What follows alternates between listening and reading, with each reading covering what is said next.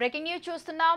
Phone tapping కేసులో నిందితుడిగా ఉన్న టాస్క్ ఫోర్స్ మాజీ డీసీపీ రాధాకిషన్ రావుకు కూకట్పల్లి పోలీసులు షాక్ ఇచ్చారు. తాజాగా నమోదైన ఫ్లాట్ సెటిల్మెంట్లో భాగంగా సుదర్శన్ను బెదిరించిన కేసులో పోలీసులు ఆయనను A1గా చేర్చారు.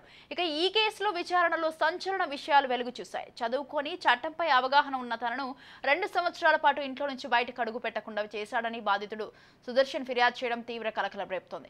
ఫోన్ ట్యాపింగ్ కేసులో రాధాకిషన్ రావు అరెస్ట్ అయ్యాడన్న విషయం తెలుసుకొని ఇప్పుడు ధైర్యంగా బయటకు వచ్చి కూకట్పల్లి పోలీసులకు ఫిర్యాదు చేశారని బాధితుడు తెలిపాడు. దీంతో రాధాకిషన్ రావు తన మాటలతో బాధితుడిని ఏ రేంజ్లో భయపెట్టాడో అర్థం చేసుకోవచ్చు.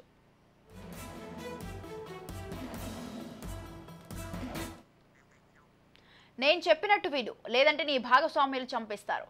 నేను చెప్పినట్టు వినకపోతే కరోనా అంటించి చంపేస్తా. ఈ రాష్ట్రంలో నేను బాస్. ఏ పోలీసుకు చెప్పుకుంటావో చెప్పుకో అంటూ రాధాకిషన్ రావు బెదిరింపులకు గురి చేశాడు. ఇంకా అనేక గలీజ్ మాటలతో తిట్టడంతో పాటు టైర్తో కొట్టాడని బాధితుడు సుదర్శన్ కూకట్పల్లి పోలీసులకు ఎఫ్ఐఆర్ నమోదు సందర్భంగా వివరించారు. సుదర్శన్కు తన భాగస్వాములు ఏవికే రాజు, మరో వ్యక్తి రాజుల మధ్య డబ్బుల గొడవలో రాధాకిషన్ ఎంట్రీ అయినట్టు తెలిసింది. ఈ కేసులో కోర్టు అనుమతితో రాధాకిషన్ రావు పోలీస్ కస్టడీ విచారణ పూర్తయిన తర్వాత కూకట్పల్లి పోలీసులు అరెస్టు చేస్తారని తెలుస్తోంది. రైట్, ఈ విషయంపై పూర్తి సమాచారం అందించడానికి మా ప్రతినిధి ఇన్నారెడ్డి ఫోన్ లైన్ లో ఉన్నారు. ఇన్నారెడ్డి, చెప్పండి, ఫోన్ ట్యాపింగ్ కేసులో నిందితుడిగా ఉన్న టాస్క్ ఫోర్స్ మాజీ డీసీపీ రాధాకిషన్ రావుకి అయితే కూకట్పల్లి పోలీసులు షాక్ ఇచ్చారు. దీనికి సంబంధించి మీ దగ్గర ఉన్న అప్డేట్స్ ఏంటి? మనం చూడొచ్చు, రాధాకిషన్ డీసీపీగా ఉన్న నేపథ్యంలో ఆయన ప్రభుత్వం అంటే యాక్చువల్ రిటైర్ అయ్యాడు. రిటైర్ అయిన తర్వాత కూడా ప్రభుత్వం అనుమతితోటి ఆయన డీసీపీగా కొనసాగిన పరిస్థితి ఉంది. సో మొత్తంగా ప్రభుత్వం కావాలని చెప్పేసి ఆయన్ను టాస్క్ ఫోర్స్ డీసీపీ పెట్టుకోవటం, దీంట్లో ఫోన్ ట్యాపింగ్ కేసులో ఆయన చాలా కీలకంగా ఉన్న నేపథ్యం కాకుండా ఈ ఎమ్మెల్యే కొనుగోలు వ్యవహారంలో కూడా సీక్రెట్ కెమెరా పెట్టడం, తర్వాత దానికి సంబంధించి ఇక్కడ ఇష్యూ జరుగుతుందని చెప్పిన ముందుగానే వీళ్ళు ఫోన్ ట్యాపింగ్ తెలుసుకున్న తర్వాతనే ట్యాపింగ్ జరిగింది మాత్రం స్పష్టంగా అర్థమవుతాం. దీంట్లో రాధాకృష్ణ పాత్ర చాలా కీలకంగా ఉందని చెప్పిన తెలుస్తాం. ఇదే కాకుండా ఎప్పుడైతే దీనికి అంటే రాధాకృష్ణ సంబంధించిన వ్యవహారాలను అరెస్ట్ చేశారని చెప్పిన తర్వాత ఆయన బాధితులు ఒక్కొక్కరుగా బయటకు వస్తా ఉన్నారు. తర్వాత దీంట్లో కూకట్పల్లిలో కూడా ఒక సుదర్శన బాధితులు కంప్లైంట్ ఇవ్వడం జరుగుతా ఉంది.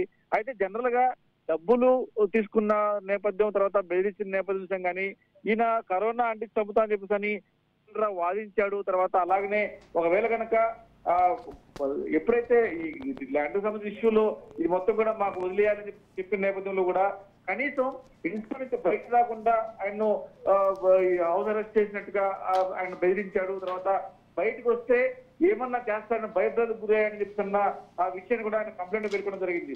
ఆయన దీంట్లో స్పష్టంగా చెప్తా ఉన్నాడు, ఒకంటే నువ్వు గనక మేము చెప్పినట్టు వినకపోతే మాత్రం నిన్ను తర్వాత నీ భాగస్వాములు కూడా చంపేస్తాను బెదిరించాడని, అలాగే చెప్పినకపోతే కరోనా అంటే చంపేస్తాను. అదే కాకుండా ఇక్కడ అంటే తెలంగాణలో బీఆర్ఎస్ ప్రభుత్వం స్పష్టంగా అడ్డంగా సపోర్ట్ ఉంది కాబట్టి ఈ రాష్ట్రంలో నేనే బాస్ని, నేనే పోలీస్ బాస్ని, ఎవరు చెప్పుకుంటా చెప్పు అని చెప్పని అంటే వినరాని వినకూరని పదజాలంతో తిట్టాడని చెప్పేసి కూడా చాలా స్పష్టంగా ఆయన కంప్లైంట్ రాయడం జరిగింది. మొత్తంగా రాధాకిషన్ రావు యొక్క బెదిరింపు భాగవతం అనేది ఈ సుదర్శన్ రావుకి కంప్లైంట్ తెలుస్తా ఉంది. మరి ఇలాంటి కంప్లైంట్ ఇంకా చాలా వస్తా ఉన్నాయి. గతంలో కూడా అయిన టాస్క్ ఫోర్స్ డీసీపీ నేపథ్యంలో ఎక్కడెక్కడ ఎవరైనా బెదిరించారనే నేపథ్యంలోనే ఈ కంప్లైంట్ రావడం, తర్వాత దీంట్లో అంటే అరెస్ట్ చేయాలని చెప్పి అన్న తర్వాత తెలంగాణ గవర్నమెంట్ మీద నమ్మకం అంటే ప్రజెంట్ కాంగ్రెస్ గవర్నమెంట్ కాబట్టి 80% న్యాయం జరుగుతుందని చెప్పని కూడా ధైర్యంగా వచ్చి కంప్లైంట్ ఇచ్చిన పరిస్థితి మనం గమనిస్తా ఉన్నాం. స్వాతి.